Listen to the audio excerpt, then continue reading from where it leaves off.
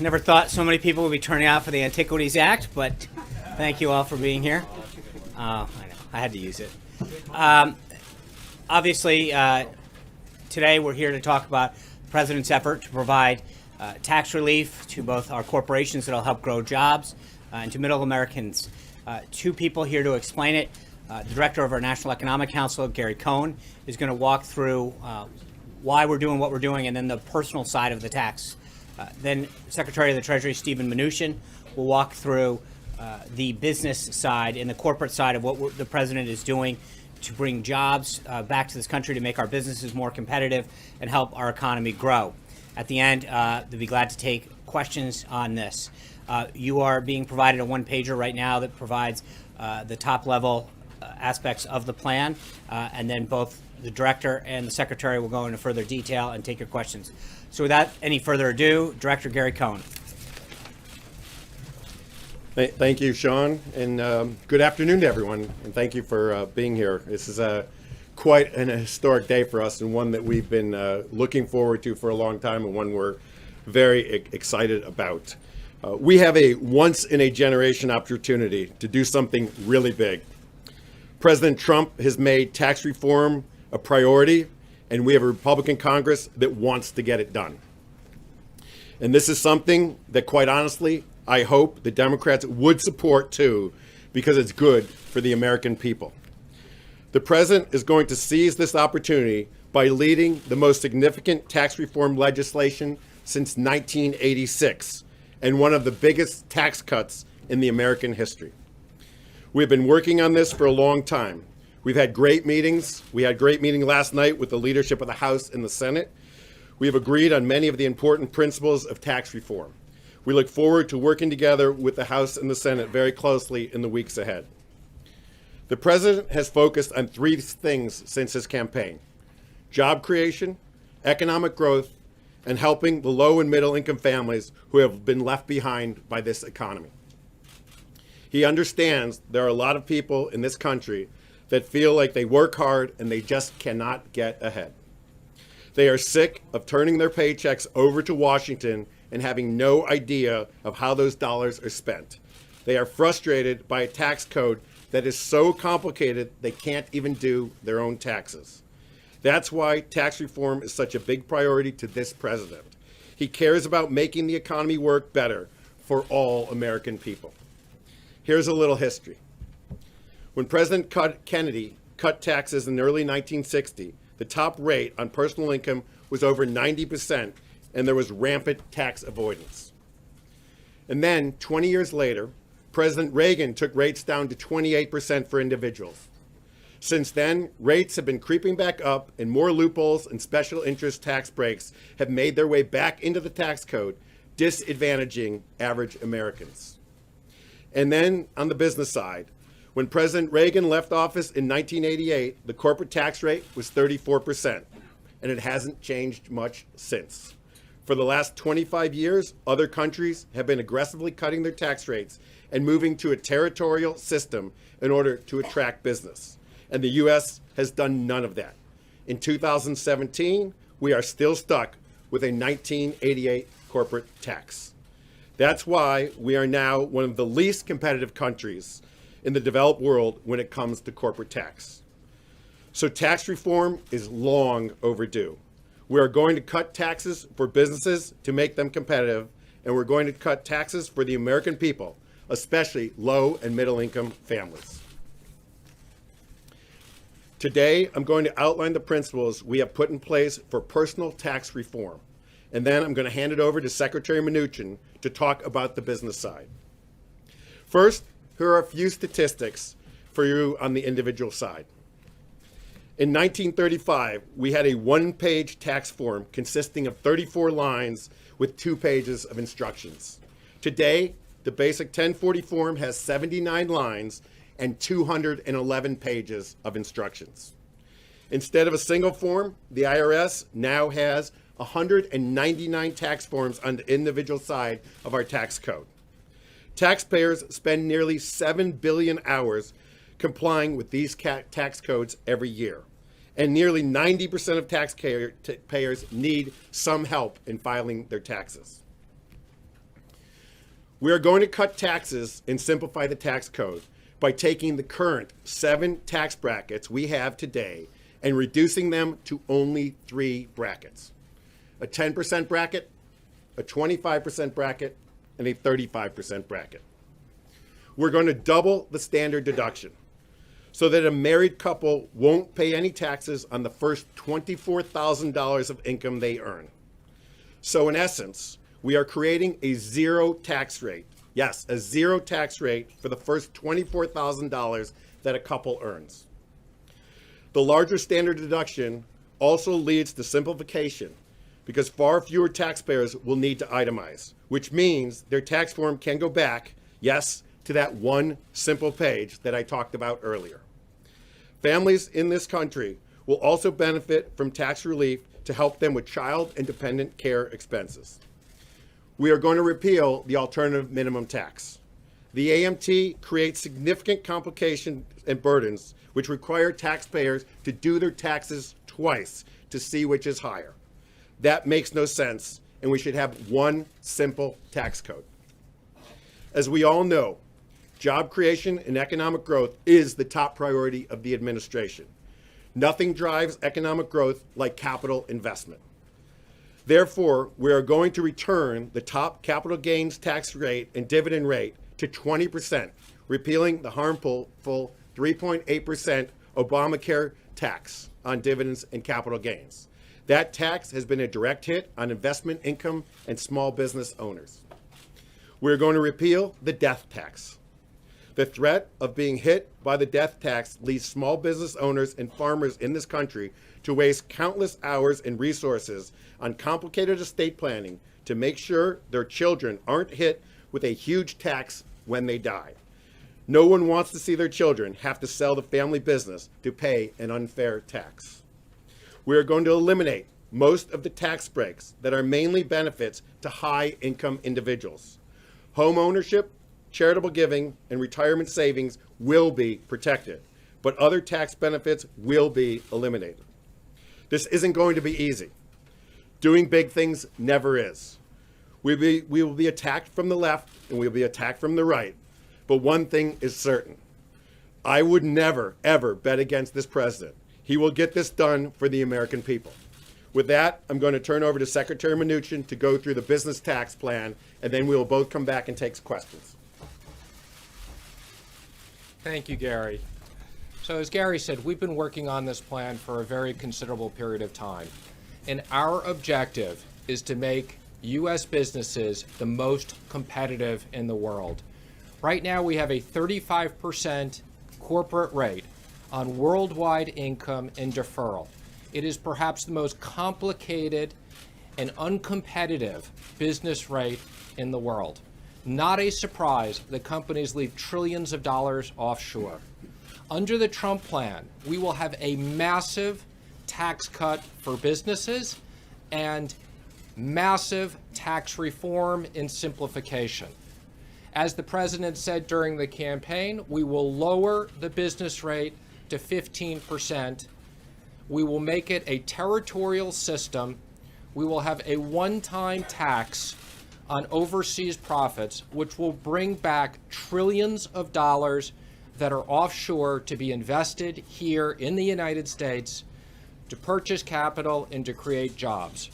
The president is determined to unleash economic growth for businesses. This is not just about large corporations. Small and medium-sized businesses will be eligible for the business rate as well. As Gary said, we have had very productive meetings with the House and Senate working weekly to get this done. We will continue to do that. We are determined to move this as fast as we can and get this done this year. I would also just comment that we will hold listening sessions. One thing this president has done very well is listen. We've had hundreds of business leaders here from all different types of areas: manufacturers, retail, airlines, community banks, big banks. We are listening and we have been taking feedback.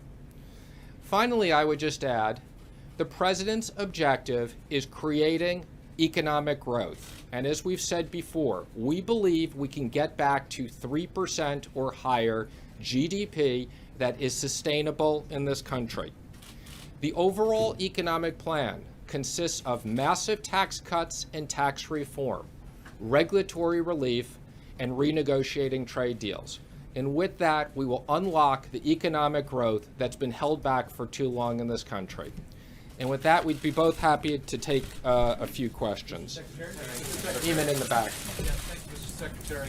When you talk about the individual tax rates, you're also talking about eliminating some of those tax breaks. Are you talking about eliminating tax deductions? And which ones are you talking about eliminating and which ones are you talking about keeping? Correct. We are going to eliminate on the personal side all tax deductions other than mortgage interest and charitable deductions. We think that will be sweeping reform. Adam.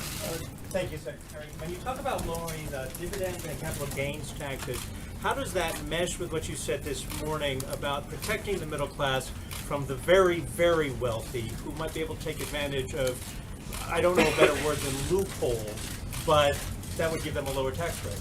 Well, again, what we've said is that the business rate is going to be available for small and medium-sized businesses as well as corporations. However, we will make sure that there are rules in place so that wealthy people can't create pass-throughs and use that as a mechanism to avoid paying the tax rate that they should be on the personal side.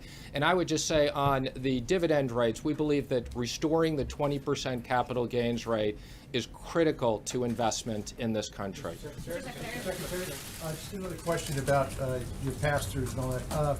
The initial plan that the president, as a candidate, outlined also included freelancer contract workers in that 15%. Wondering if that's the same. What's your rate on repatriation of funds overseas? And Gary Cohn, what about the marriage penalty? The president promised to eliminate that. Okay, again, first I'd comment on the rate of repatriation. We're working with the House and Senate on that, but I will say it will be a very competitive rate that will bring back trillions of dollars. And as it relates to the definition of contractors and things along those lines, again, those will be the details we will be working with Congress on as we turn this into a bill that will get signed by the president. So as Secretary Mnuchin said, you know, we are working very diligently with the House and the Senate on coming up with final details of the bill. You're going into very micro details on some of these. Very important. We agree. Very important. You know, our basic premise here is to simplify the tax system, lower rates, and make it easy. We don't want to penalize people. We want to make the system very fair. That is one of the things on our list that we're going to work on, just as Secretary Mnuchin said. We will get back to you with definitive answers on all these details. So on the 10, 25, and 35% rates, do you have income brackets established that you're going to propose any guidance on that? As again, we are in constant dialogue with the House and the Senate. As Secretary said, we're holding a bunch of listening groups right now. We have outlines. We have a broad brush view of where they're going to be. We're running an enormous amount of data on the proposals right now. We will be back to you with very firm details. We're very confident to where they're going to be. We're just wanted to get out and give you a broad brush overview where we are. The president very much believes in taking input, as the secretary said. Over the next month, we've got a lot of different discussions going with a lot of different groups that are interested. Deductions, does that also mean state and local income taxes being eliminated, that deduction being eliminated? And how Yes. about healthcare? Yes. And how about healthcare? Thank you. Mr. Secretary, thank you. And Mr. Cohn, either one of you. So when you talk about repealing the 3.8% Obamacare tax that hits small business and investment income, is this your first attempt, official first attempt, I guess, with this, to start pulling back on Obamacare? And also, what do you say to your fellow Republicans who say that this tax reform package is more about corporations versus cutting the deficit? Look, this tax reform package is about growing the economy, creating jobs. It's about the economy.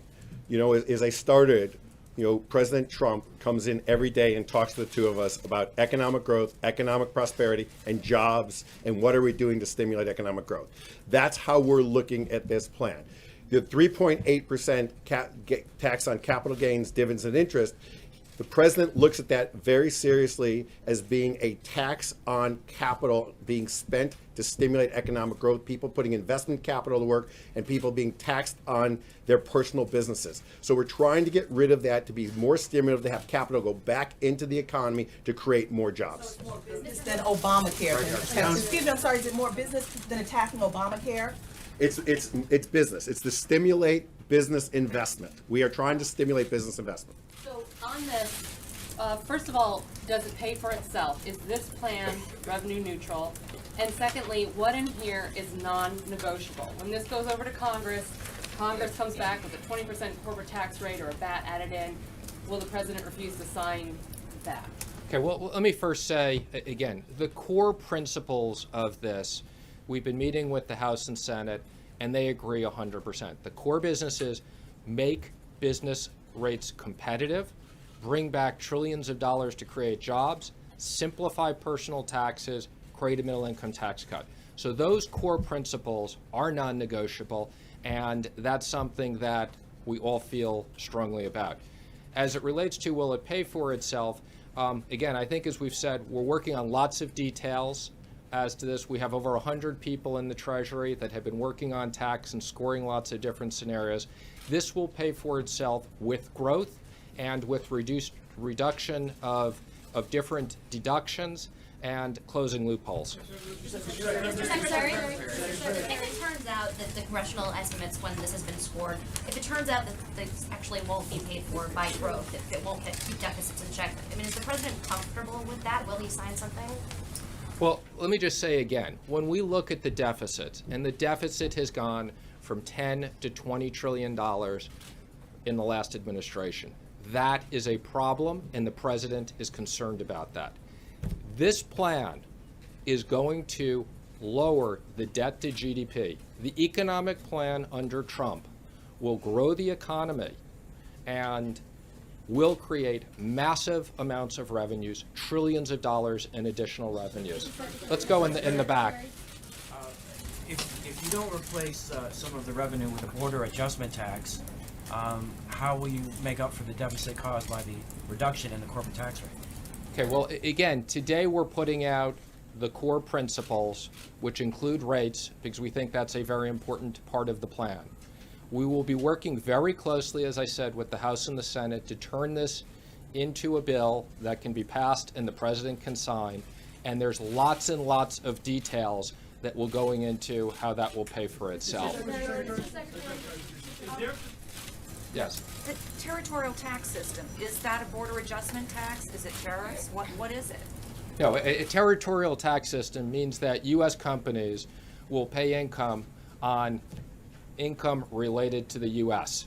So it's territorial. U.S. companies will not be subject to worldwide income, which has made them uncompetitive. Is there reason to be concerned that perhaps the Republicans might not go along with this, just like they didn't fully go along with the Obamacare replacement? Again, I think that there's a lot of desire from everybody to pass tax reform. As Gary said, we are at a historic moment, and Republicans and Democrats want to create jobs and want to help the American people.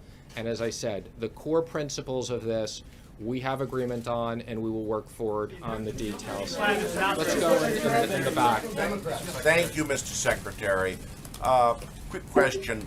You bring up repeal of the death tax, the estate tax. This is an issue that's been going on for decades, and it used to be they were always talking about phasing out the death tax over a period of years.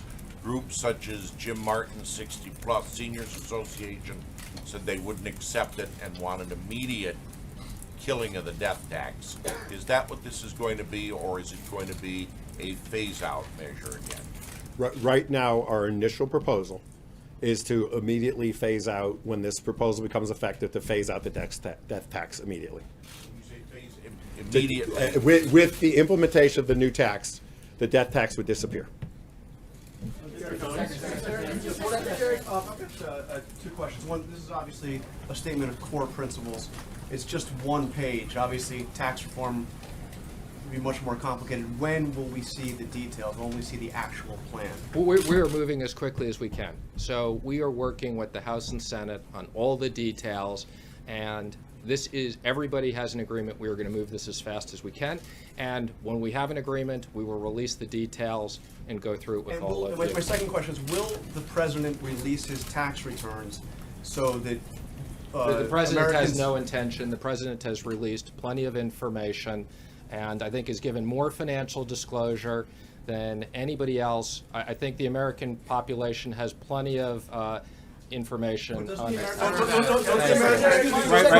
Right there. Excuse me, other people have the right to ask questions. Will affect him personally. My question is to either you, Mr. Secretary, or Mr. Cohn. You mentioned middle-class tax cuts for middle-class families watching this tonight on the news. Family of 4, median income, $60,000. What does it mean for them? It's going to mean a tax cut. How much? Going to mean a tax cut. Look, Okay, why don't we- you're asking the same question we got asked over here. We will let you know these specific details at the appropriate moment. We are in very robust discussions with the Senate, with the House leadership. They are progressing very quickly, and we will continue to give you more details as we have them. Okay, we're going to take two more, right back here in the fourth row, yes. Yes. Secretary Mnuchin, exactly a year ago, then candidate Trump was asked if he believes in raising taxes on the wealthy. He said, I do, including myself, I do. So my question is, why isn't he doing that? And will the president end up paying more or less taxes as a result of this plan? Well, let me just comment. I can't comment on the president's tax situation since I don't have access to that, okay? But I would comment that our objective, okay, is the reduction in taxes will be offset by significant reduction of deductions and other items so that the effective tax rate, okay, is what we're focused on. Why don't we take one more question right here? Thank Yes. you. You may not have Yes. seen the president's tax returns, but according to our estimations by his 2005 returns that are out there, getting rid of the alternative minimum tax would save him 5.3. He would only have paid 5.3 million in federal income taxes. So your response to those critics who say a lot of what you've presented here today could save the president or benefit his own businesses? Again, let me just comment. What this is about is creating jobs and creating economic growth. And that's what massive tax cuts and massive tax reform and simplifying the system is what we're going to do. The AMT is just another example of a third complicated set of rules. Anyway, thank you, everybody. Appreciate you guys being here. The president's been flexible on other matters. Do you think he could change his mind on releasing his tax returns?